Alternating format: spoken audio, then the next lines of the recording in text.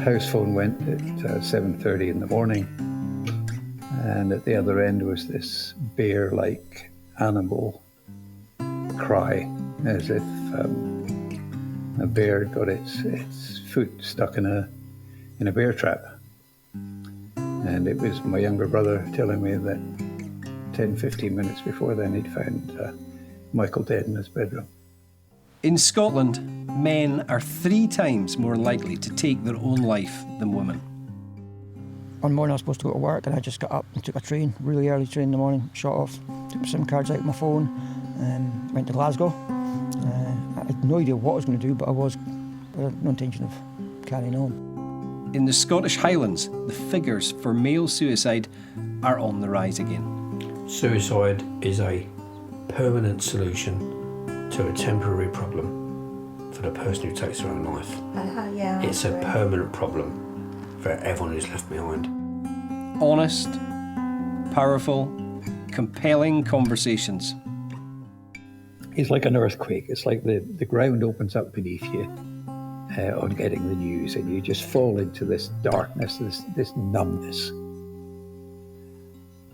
And very, very shortly, very quickly after the earthquake comes this giant wave after wave after wave of emotion, different emotions, different feelings. It's like a tsunami.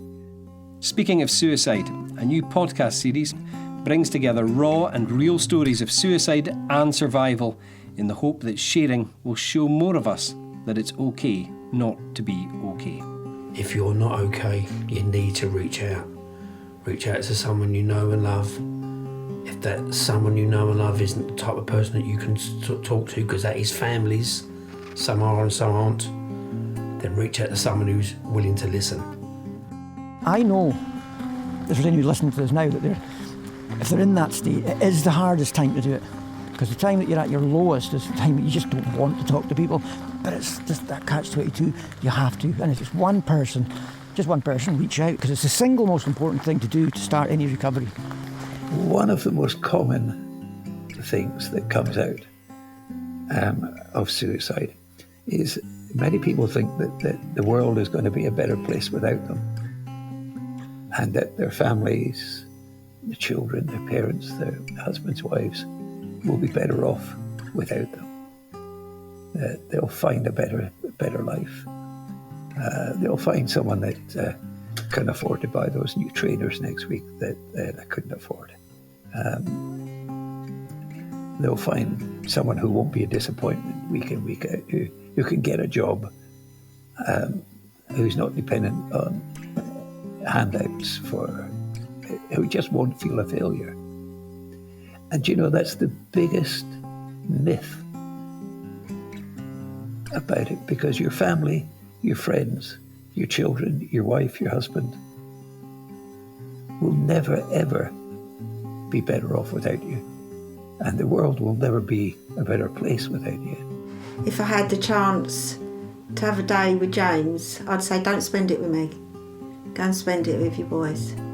They need you more than I do. And that's the sad part, because children don't understand that when Daddy goes to heaven, they're not coming back. And every night, that little boy, he was only 2, and we didn't think, everyone thought he didn't know what was going on, but he knew. And he struggles every day crying for his dad to come back. Speaking of suicide, coming soon. Are you proud of where you got to? At this moment in time, I am proud of myself, yeah. It's taken a long time to admit that, but I'm proud of myself now, yeah. What are you proud of? I'm proud. I'm just proud of the person I am. I'm there for other people. I do a lot for other people.